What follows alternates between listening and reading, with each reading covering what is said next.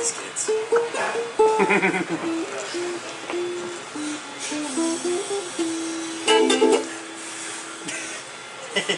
Hola.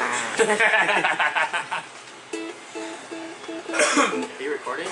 Yeah. Oh, we're starting. Oh, really? Oh, hey. Oh. Didn't see you there. Alright, so this is Downtown Hangar doing our first ever live video interview. Live. From Las Vegas. From Grouchy John's Coffee Shop. Alright. So, what's up, guys? What, man? What's up with you? Nothing much.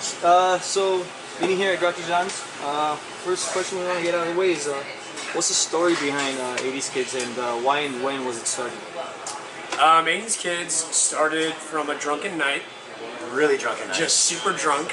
And we were just talking about our influences on art.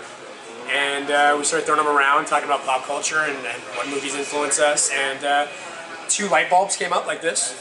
Yeah, we're like, and then we just started plugging away at the computer and just started making some prints. I mean, Jacob and I have been friends since junior high with a little lapse there. Yeah, little lapse. Little lapse. But we came back stronger than ever, and here we are as 80s Kids. Yeah, it's fun, man. We just, like I said, he was just really drunken night, and came up with about 4 prints that night. Yeah. And then realized that there was a market in it because people cared about it, I guess. So we're like, let's and then go. we went to First Friday, and we kind of toured the booths and figured out that we could actually do it. And we got a lot of help from NinjaBot. Like, we did. Yeah, shout out to the NinjaBot. We did get a lot of help from them. But that's kind of like what we aim to do is we like building community here in Vegas, and there's already a really strong community, so we've been lucky enough to kind of be assimilated into it pretty well so far. Like, we're a really young company. We've only been doing this for about a month. Yeah, a month and a half. Yeah. Yeah, so it's super young right now. We're having a lot of fun. We have, like, how many designs do we have so far? 20? We have about 20, 25 designs. Well, I mean, we're constantly working on this stuff, but yeah, super. I mean, I'm really digging this tune right now. It's a really good tune. And the thing was, the cool thing about it is that as soon as we launched First Friday back in November, a week later, we got Insert Coins reached out to us and wanted us to do a show over there. Yeah, we did a pop-up show at Insert Coins. We sold. We had our first shirt design there. Completely sold out of most sizes. I think we have like 2 or 3 larges left. So if you guys want a shirt, hit us up. But the future of 80s Kids is a lot more apparel. We have stickers now, buttons. We're gonna do a lot of that stuff. But apparel's gonna play a huge role in what we're doing, which is why we're so excited about Downtown Hangars. Yeah, right on. So now we know, like, one of the questions is, you guys do a lot of events. Now, are you guys doing this full time, or do you guys have other jobs that you guys are doing?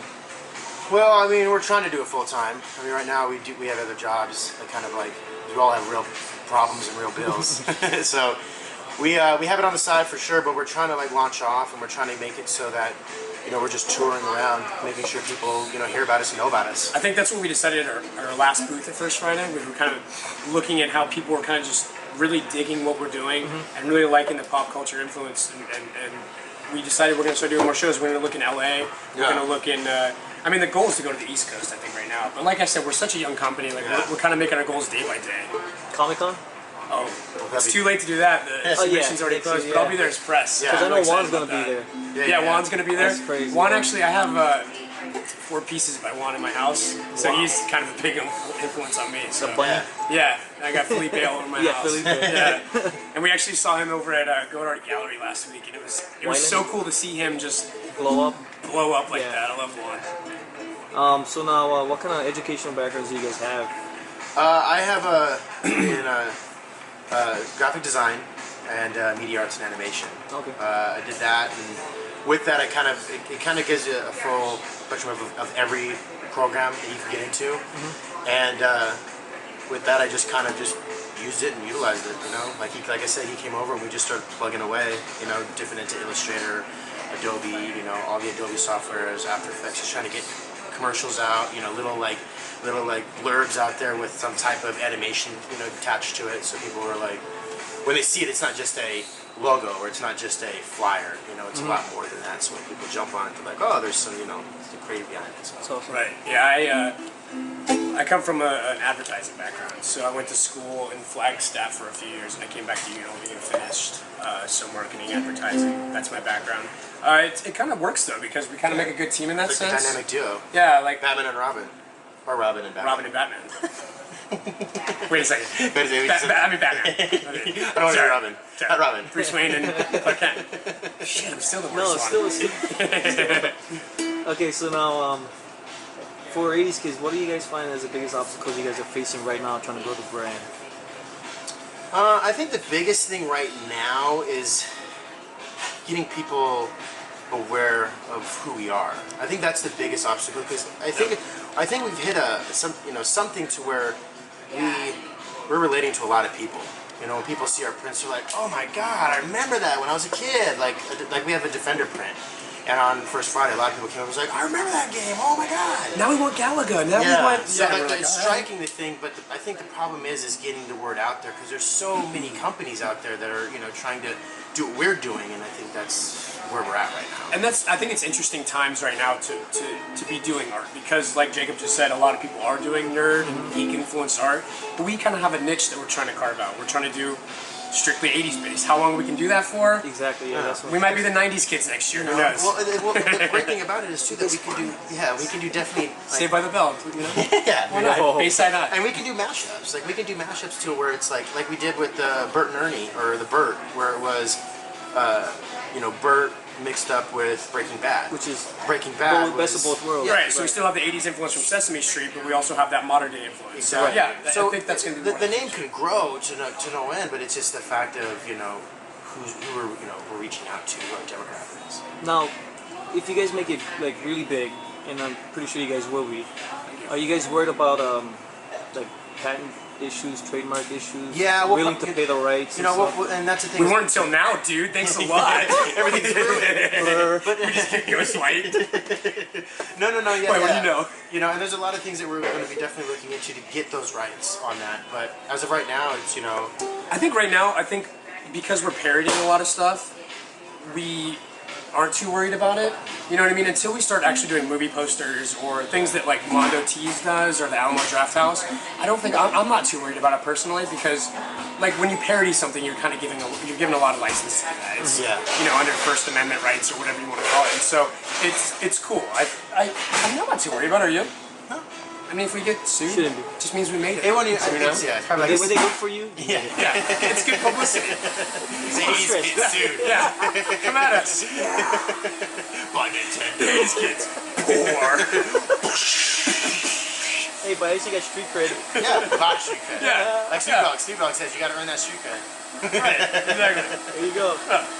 Alright, so now the main question is that why do you think Downtown Hangar is needed in downtown Vegas? For me, like I said earlier, with us going more into an apparel, it's going to give us an outlet to be showcased more in downtown. And I think most artists would agree with that there's not enough outlets for local artists to be shown. Sure, there's First Friday, sure there's Vegas Streets, sure there's all these things, but you guys are creating something that it's a lot easier to build a relationship with and to build a community around. So I really like that aspect of it, and I really think there's a great future for it. Yeah. So the community aspect of it is really exciting. Yeah. And that's what we're trying to do. We're trying to build an incubator for local apparel artists to or any type of artist that comes into the shop, and we're trying to get that back end side where there's just one big table where everyone just shares ideas and shares their passion for designing anything. And I think you guys are great ambassadors for it. I thought I'd be called an ambassador. Yeah. Feels good. I just Feels looked better that up. than I thought it would be. I just searched everyone. They showed a picture of us looking in each other's eyes, getting lost. Pending. Yeah. If they don't get sued first. Yeah, exactly. They could be ambassadors. So now, three people on Twitter that you guys are following right now, and why? I'm a lot bigger on Twitter than you are. You don't really like Twitter that much, do you? I'm not a big fan of Twitter. No, Yeah. 60 days ago was his last post. Yeah. Oh, you checked? Yeah. I'm not a big fan of It's usually me just tagging. I'm not a big fan of the whole social media thing. I think it's too much. But And on the flip side, I love social media. That's his world. I really enjoy comedy on Twitter. I mean, I like flipping through the timeline and seeing funny tweets. So of course, Jenny Johnson High Five is one of my favorites. And the fact that she just made Chris Brown quit Twitter is like the coolest thing ever. I like You know Cobra about that? Commander. I follow Cobra Commander. Yeah. What do you say? I don't know. Yeah. Because you say random things. I like Drunk Hulk. Drunk Hulk's really good. Yeah. Or like Vader. Vader has a couple ones. Death Star PR is really good. There's a lot of funny stuff on this one. It's just crazy. And I like following 80s kids at 80s kids. Are you gonna put that right here? You can point to at 80s kids. We're pointing to it right now. Yeah. They're gonna plug that in. But yeah, I mean, there's a lot of good stuff on Twitter. If you want to follow us, I'm Vegas Ryan. This is Mr. Walken, and we're 80s kids on Twitter. Awesome. Okay, now before we leave or before we sign out, we're going home, man. I'm hungry. Man. I thought we were gonna do this all day. They're gonna go to a La Kitchen. Yeah, I thought we were gonna go get some. That'll be ribs. Yeah. You got a secret or something most people don't know about you guys? Oh yeah. We one day, it was a couple years ago. A couple years back, really. Well, I mean, how do you dictate that? I mean, it was just, it was back Was it and a couple forth. of years forward? I don't know, but We're getting ahead of ourselves. I was sitting in my study one day, and then I rushed to the restroom, and I was kind of sitting there. I had an idea, and I started writing it down on the toilet paper that was nearby. And then as I went to kind of go, hang this picture that I had, I fell and banged my head on the toilet, and then the idea that I had came clearer. And that was the day that I came up with a flux capacitor. Yeah. And my sidekick here, Einstein, Yep. we started kind of just going. We started dictating everything, and then one day, it was picked up as a movie, and it was kind of based off of us. It was. I mean, what I don't like about the movie though is that we didn't actively search for a teenage boy to help us out. No, we did it ourselves. And the fact is, the proof of it is, I have the flux capacitor tattooed on my wrist. Right. So the proof is in the pudding right there. I don't want to brag here. I mean, they stole our idea. Yeah. So that's your secret. I have a different kind of secret. I'm a crime fighter. At night, vigilante. Yeah. You got bit by a radioactive spider. Not so much. Not so much? No. Scorpion. There's actually a scorpion. Oh, it was a scorpion. Yeah. So that's my secret. Cool, man. I was born a woman too. So. Yeah. Like Jamie Lee Curtis. Sorry. Yeah. I was born both parts. And that's our secrets, man. Yeah, Alright, guys. man. Oh, and I have a fake tooth. That's actually a true one. That's a true That's a real secret. You want to take us out? I don't know. What do you want? You can do whatever you like.